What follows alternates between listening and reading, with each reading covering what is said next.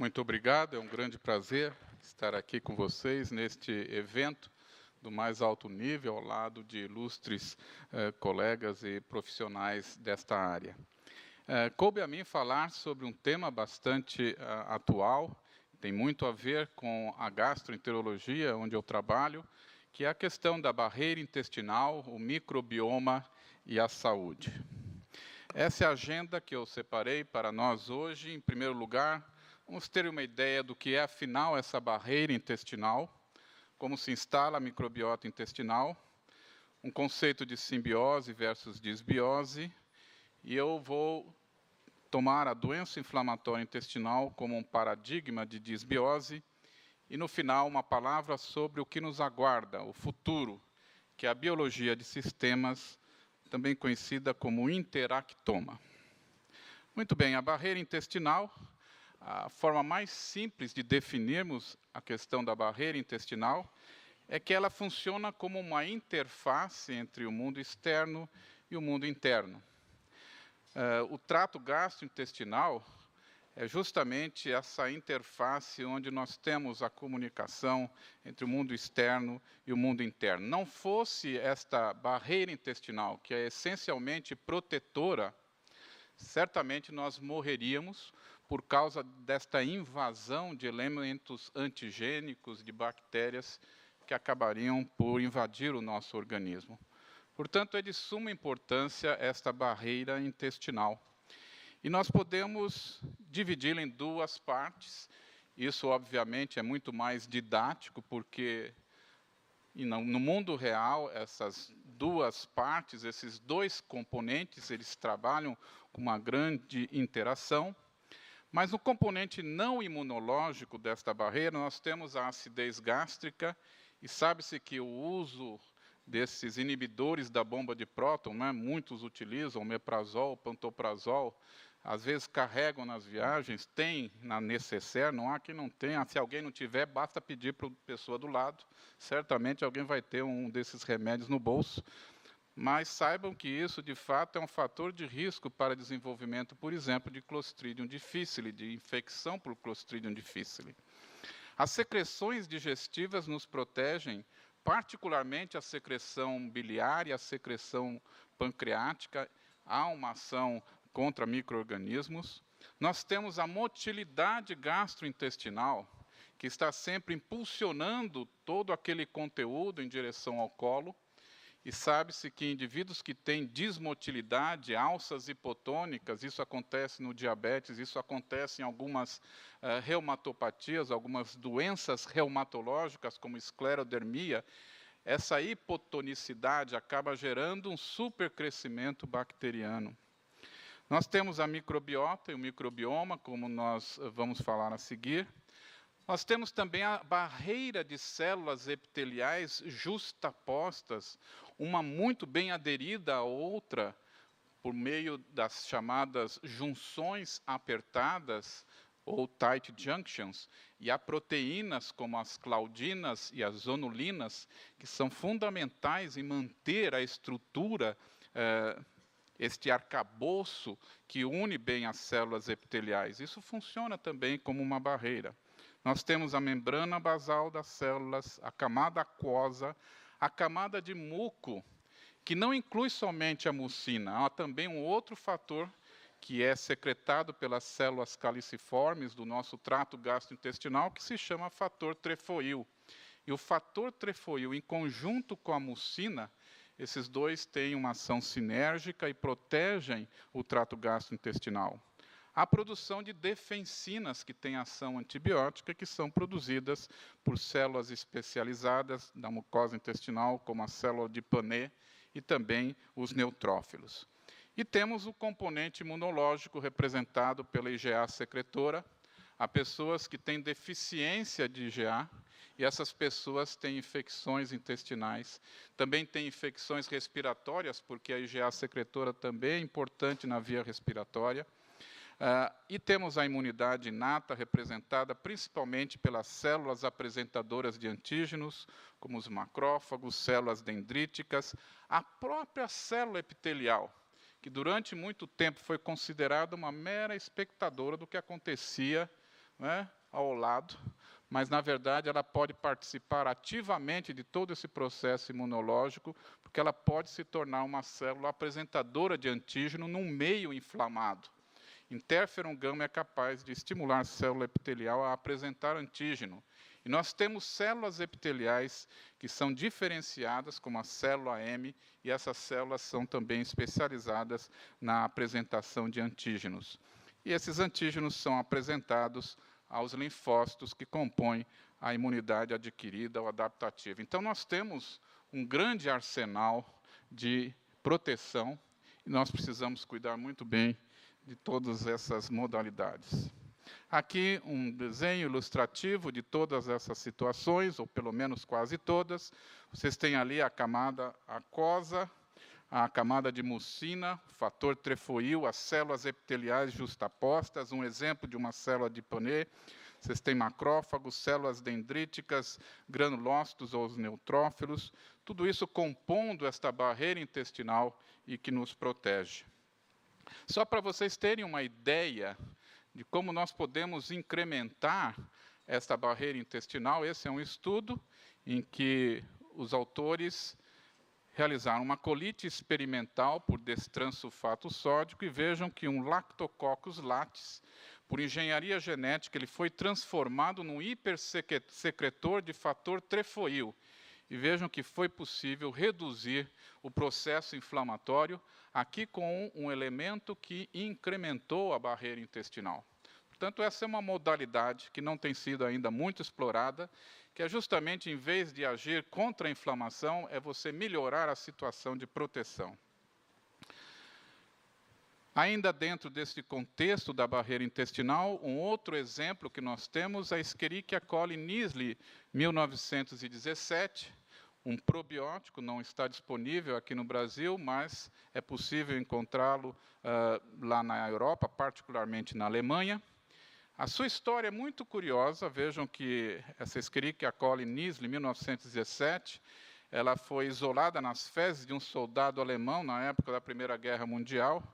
Foi o professor Alfred Nisli que acabou tendo seu nome cunhado nessa cepa, e ele era de Freiburg, na Alemanha, e o que aconteceu é que havia um lugar para onde os alemães eram destacados e deslocados, que era a região dos Balcãs, em Dobruja, e era uma área endêmica de infecção por Shigella.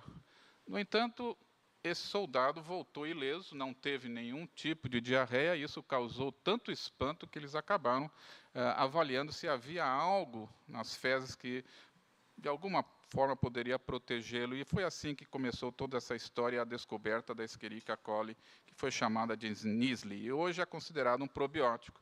Pois bem, esse probiótico foi utilizado numa situação de retocolite ulcerativa, e vejam que ele foi equivalente à mesalazina na manutenção da remissão clínica em pacientes com retocolite, 12 meses de uso. Vejam que tanto pela análise, pelo protocolo ou pela intenção de tratar, houve uma equivalência entre Escherichia coli e a mesalazina. Quando nós analisamos na curva de Kaplan-Meier a retocolite em remissão, a probabilidade de permanecer em remissão aconteceu de forma semelhante nas duas situações. E aí, quando nós avaliamos também uma outra situação, que é a Escherichia coli Nisli oferecida na forma de enema. Isso também não tem sido muito explorado, apenas esse trabalho, mas é um trabalho muito interessante. Nós, às vezes, temos pacientes com retocolite ulcerativa que têm uma proctite distal. Vejam que os pacientes que receberam 40 ml na forma de enema uma vez por dia, por 8 semanas, esses pacientes tiveram uma taxa de remissão bastante elevada e estatisticamente significante em relação ao grupo placebo. Aí nós perguntamos, mas por que esse probiótico causa esse benefício em pacientes com retocolite ulcerativa? Além do seu efeito direto antimicrobiano, vejam que a Escherichia coli Nisli ela é capaz de aderir às células epiteliais, ela estimula a produção de defensinas pelas células epiteliais e reforça as chamadas junções apertadas ou tight junctions. E vocês veem lá que há um aumento na expressão de proteínas como zonulina 1 e a zonulina 2, que acabam incrementando estas tight junctions, além de propriedades imunomoduladoras. Portanto, mais um exemplo em que nós vemos um probiótico agindo na barreira intestinal e favorecendo o processo anti-inflamatório. Ainda dentro desse contexto de barreira intestinal, notem que aqui nós temos, ali assinalado, vocês têm aqui, nós temos os Toll-like receptors. Dessa forma, as células apresentadoras de antígeno, elas reconhecem os antígenos luminais. É interessante ver que há uma grande seletividade. Cada Toll-like receptor ele tem um equivalente, ele reconhece um determinado antígeno, eles são numerados, e a partir dessa interação nós temos informações para o núcleo da célula e a transcrição de genes pró-inflamatórios e anti-inflamatórios e uma resposta equilibrada. Nós já estamos por volta do Toll-like receptor 13, nem todos foram descritos no ser humano, alguns foram descritos somente no camundongo, e vejam que nós precisamos ainda evoluir para entender muito mais como se dão essas conexões. Nós ainda não sabemos quais os antígenos, por exemplo, que são reconhecidos pelo TLR12 ou TLR13 e assim por diante. Qual a importância disso? A importância disso é que esses Toll-like receptors têm uma ligação muito forte com uma proteína intracelular chamada NOD2-CARD15, que todas essas células apresentadoras de antígeno, elas têm essa proteína no seu citoplasma. E isso é fundamental para o reconhecimento antigênico e para uma resposta adequada a esses antígenos. Alguém pode perguntar como nós convivemos com 100 trilhões de bactérias e não adoecemos? Porque existe esse reconhecimento, e esse reconhecimento é feito de uma forma muito equilibrada e muito harmoniosa. Quando este processo é quebrado, nós podemos ter uma inflamação. E eu já vou mostrar isso com um bom exemplo, que é o exemplo da doença inflamatória intestinal. Vejam aqui em condições normais, nós todos aqui, nós temos um reconhecimento de um antígeno, um peptídeo glicano de uma bactéria, ele ativa e estimula o Toll-like receptor número 2. Ao mesmo tempo, o MDP, que é o muramil de peptídeo, que é uma parte desse peptídeo glicano, ele ativa essa proteína NOD2-CARD15. Essa proteína ela é produzida a partir de um gene, o gene NOD2-CARD15. Vejam que essa proteína, a função dela é inibir essa via NF-κB, de tal forma que não há excesso de produção de interleucina 12. E assim aquele elemento bacteriano, ele é reconhecido de uma forma muito mais equilibrada, sem um excesso de inflamação. Então esse é um mecanismo de proteção que todos nós temos. Mas o que pode acontecer se esta proteína ela sofrer uma mutação? Se esse gene for mutado e gerar uma proteína mutante ou anômala. Então vejam o que pode acontecer. Não há uma interação adequada com o MDP, consequentemente essa proteína perde o seu poder inibitório e libera a via NF-κB e há uma grande produção de interleucina 12 e um grande processo inflamatório. Isso é o que acontece, por exemplo, na doença de Crohn. Então vejam como essa barreira intestinal é fundamental com todos esses elementos e como eles precisam trabalhar em harmonia. Muito bem, dito isso, passamos para o segundo item, que é a instalação da microbiota intestinal.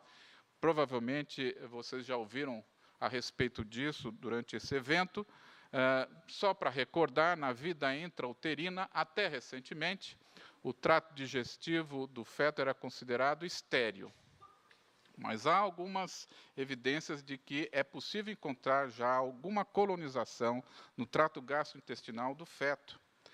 Mas, de fato, é após o nascimento, e aqui eu estou falando no parto vaginal, é quando ocorre, de fato, o início, propriamente dito, dessa colonização do trato digestivo aqui do recém-nascido. As primeiras bactérias a colonizar o trato digestivo do recém-nascido são as bactérias pertencentes à microbiota da região anal e perianal da mãe, a região vaginal. Então, Escherichia coli, Enterococcus fecalis, por exemplo. Depois, com os contatos íntimos e a amamentação, nós temos, finalmente, grande impulso na microbiota intestinal, particularmente no Bifidobacterium, por conta dos prebióticos naturais que há no leite materno, que são chamados Bifidus factors. E, finalmente, com 6 meses até 2 anos de idade, nós temos a microbiota praticamente do adulto. E isso funciona como uma impressão digital do indivíduo, caracteriza o indivíduo. Nós temos aqui vários indivíduos com uma microbiota específica. Quem sabe, no futuro, a carteira de identidade será substituída, talvez por uma carteira, não sei qual o melhor nome para dar essa carteira, talvez uma carteira de microbiota, para não falar a palavra fezes, mas uma carteira de microbiota talvez seja um nome interessante. Talvez um chip. Muito bem. Então, nós nos casamos com a microbiota. Se a sua vida emocional não anda muito bem, pelo menos cuide desse casamento, né, que é o casamento com a microbiota. Pelo menos isso deu certo na sua vida, né? É algo de consolo para nós todos. Muito bem. Quando nós falamos nas bactérias, nesses elementos microbianos, nós nos referimos à microbiota. Quando nós nos referimos à carga genética, então nós falamos em microbioma. No ser humano, no genoma humano, nós temos um número de células que tem sido calculado em 10 a 12, 10 a 13. Quando nós comparamos isso com a microbiota intestinal, nós estamos em 10 a 13 ou 10 a 14. Há uma polêmica hoje. Então, nós não sabemos se, de fato, nós temos 10 vezes mais células no intestino ou se estamos empatados 1 para 1. Essa é uma discussão ainda, depende de quem está calculando e qual método está usando. Mas no número de genes, de fato, nós temos muito mais genes na microbiota intestinal, formando esse microbioma. E isso, certamente, é pelo menos 150, 100 a 150 vezes mais do que o que acontece no genoma humano. E vejam que a saúde intestinal e sistêmica depende, como eu mostrei, deste resultado de interações que devem ser equilibradas e vistas dentro de um contexto de homeostase. Um dado importante que merece uma reflexão é que, quando nós comparamos a microbiota intestinal luminal, geralmente avaliada por meio das fezes, com a microbiota associada à mucosa, avaliada por meio de uma biópsia intestinal, vejam que há diferença nas populações bacterianas. A começar pelo índice de diversidade, que é maior na microbiota luminal. Firmicutes, aqui os fila descritos, Firmicutes, 41% versus 29% na microbiota associada à mucosa. Há mais bacteroidetes na microbiota associada à mucosa, mais actinobactéria na microbiota luminal e mais proteobactéria na microbiota associada à mucosa. Portanto, são dados importantes e nós precisamos considerar esses dados quando avaliamos um trabalho ou quando fazemos um trabalho. Pode haver uma diferença entre os dados com a microbiota luminal versus dados da microbiota associada à mucosa. Voltando à microbiota intestinal, nós vemos que, depois que a microbiota se instala, nós não conseguimos mudá-la de forma permanente. Quando nós utilizamos probióticos, há uma alteração na microbiota, mas, assim que o tratamento ou a oferta do probiótico ela é interrompida, o indivíduo tende a voltar ao padrão inicial. Então, essa volta ao padrão inicial é chamada de resiliência microbiana. Isso acontece dentro da microbiologia. E, se nós quisermos, de fato, modificar de uma forma mais permanente a microbiota intestinal, nós temos que agir nesse período inicial, até os 6 meses, 2 anos. Isso, de certa forma, foi feito na Finlândia. A Finlândia é recordista em alergia.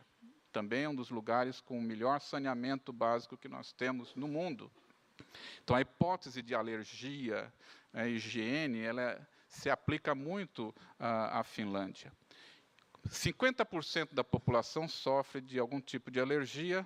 Vocês vejam aqui nesse trabalho, financiado pelo próprio governo. As mães, né, aquelas que estavam grávidas, que tinham história de alergia, receberam no último trimestre Lactobacillus GG. Depois que a criança nasceu, os recém-nascidos receberam o probiótico Lactobacillus GG por 6 meses. E vejam o que aconteceu após 2 anos de acompanhamento. Houve uma queda de cerca de 50% na taxa de eczema atópico. E isso se manteve ainda no outro estudo que eles fizeram com essas mesmas crianças, acompanharam-nas por 4 anos. Vejam, ainda com 4 anos, há uma diferença entre o grupo que recebeu placebo e o grupo que recebeu Lactobacillus GG na taxa de eczema atópico. E não somente isso, também eles avaliaram a concentração do óxido nítrico expirado, e essa concentração foi menor nas crianças que receberam Lactobacillus GG, aqui já com 4 anos de evolução, mostrando que havia também uma perspectiva de uma redução na alergia respiratória. Só para mostrar a importância da microbiota, vejam como ela se modifica naturalmente no 3º trimestre da gravidez. Por que a microbiota muda no 3º trimestre da gravidez?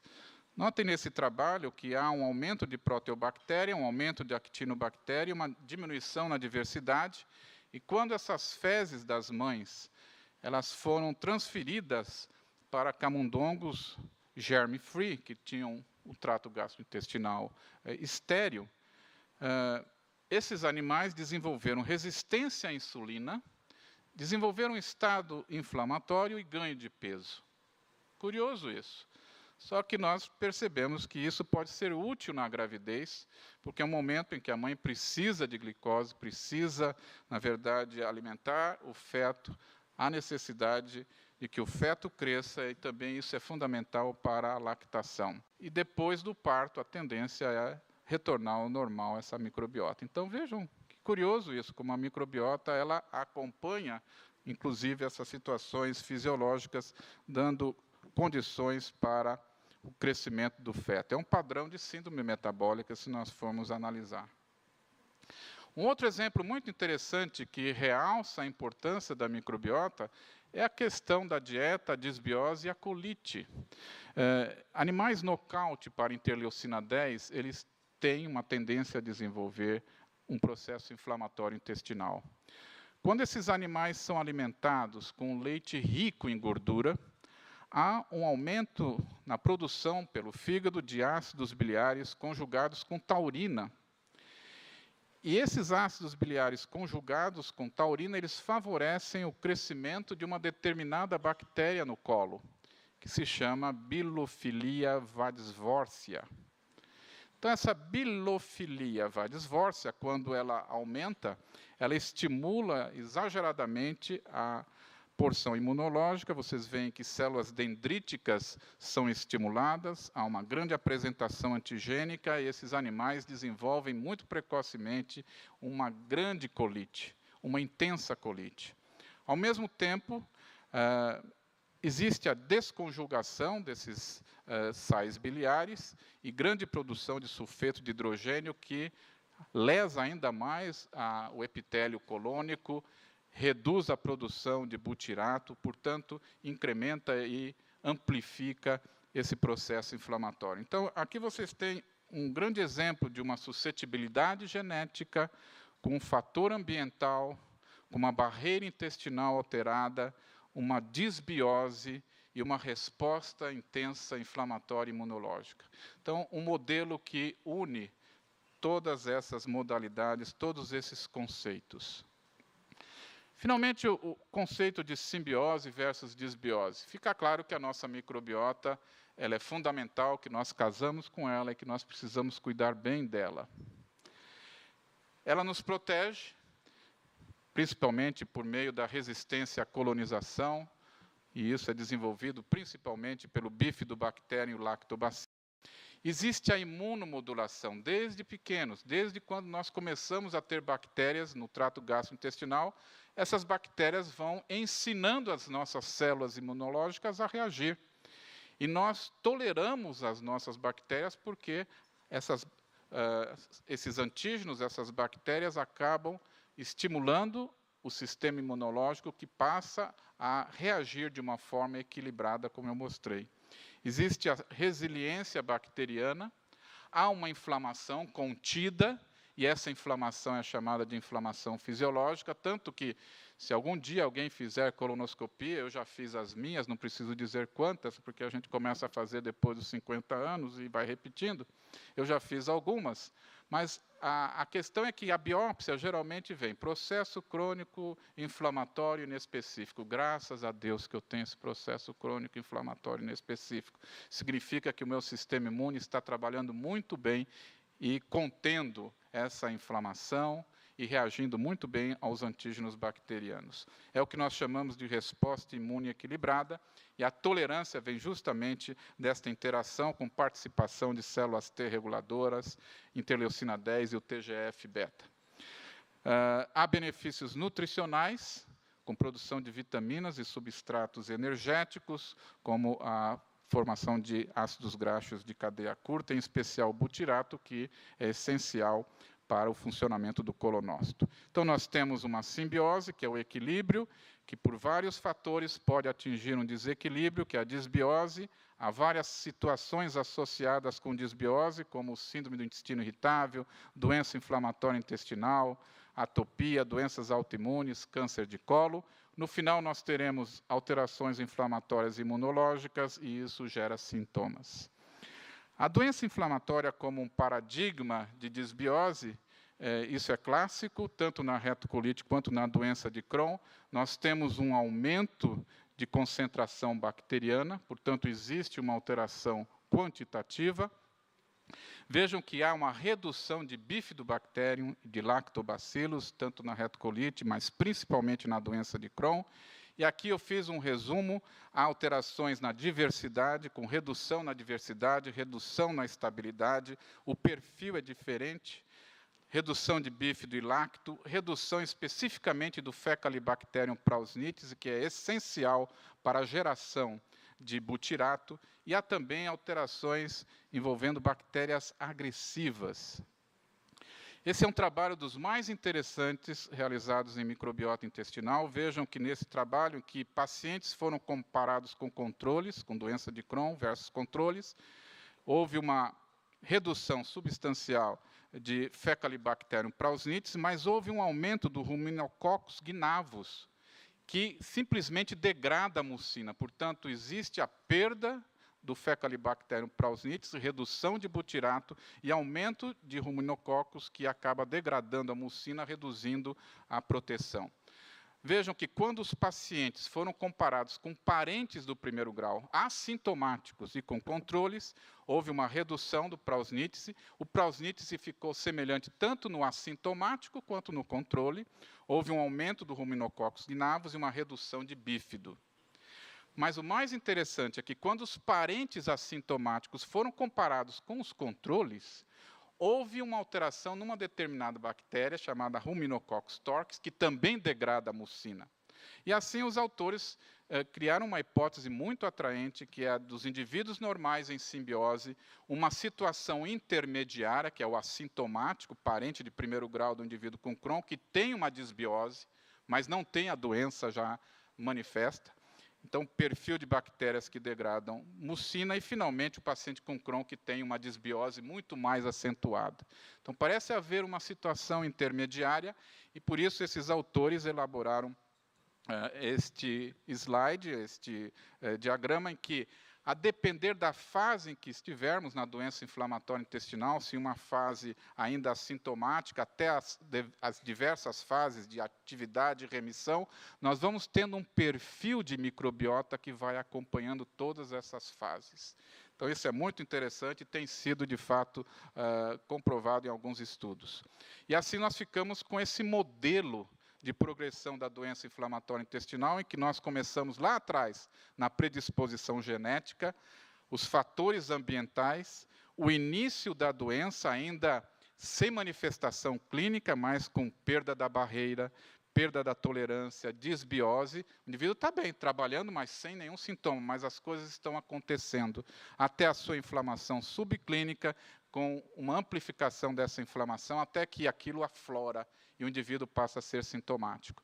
Então, o que nós hoje entendemos é que muito antes o indivíduo já começa a ter a sua doença inflamatória. Os trabalhos agora estão sendo direcionados para esta fase pré-clínica, incluindo a disbiose.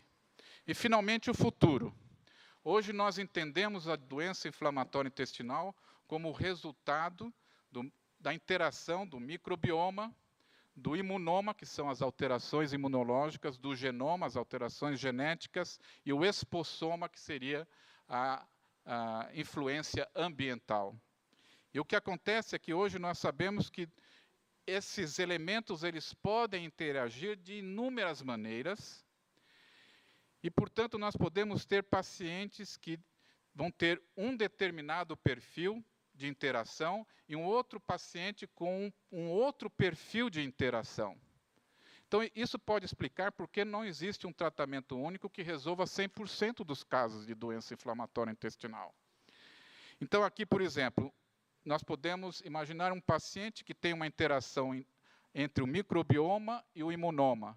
E nesse paciente, provavelmente, a melhor intervenção será sobre a microbiota e sobre a parte imunológica. Mas, assim, nós podemos ter outras situações, como esse indivíduo com tipo 2 de doença inflamatória intestinal, com interação entre o microbioma, o genoma e o imunoma, e o tratamento terá que ser personalizado e individualizado. É para isso que nós estamos caminhando, para um tratamento mais personalizado, e assim por diante.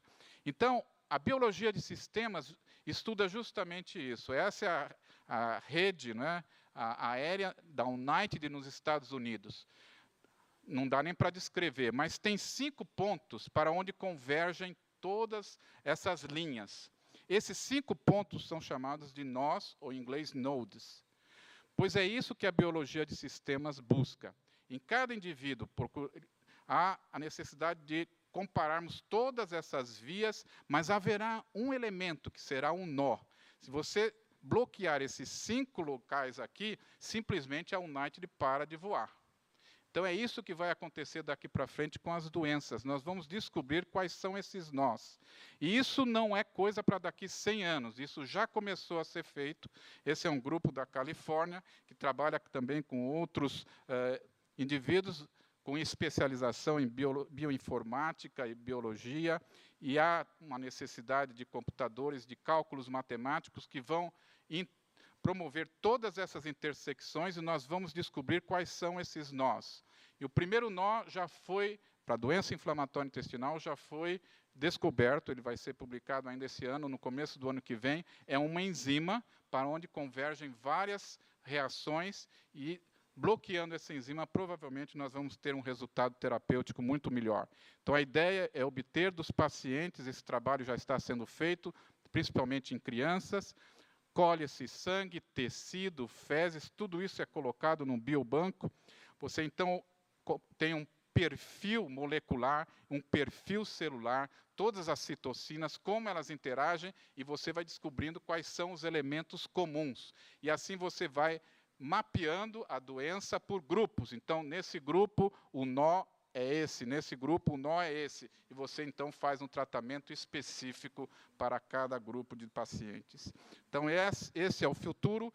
Essa biologia de sistemas é chamada de interactoma. Só um nome a mais para mostrar a interação de todos esses elementos. E aqui está a essência do tratamento personalizado e individualizado. Muito obrigado, um grande futuro pela frente.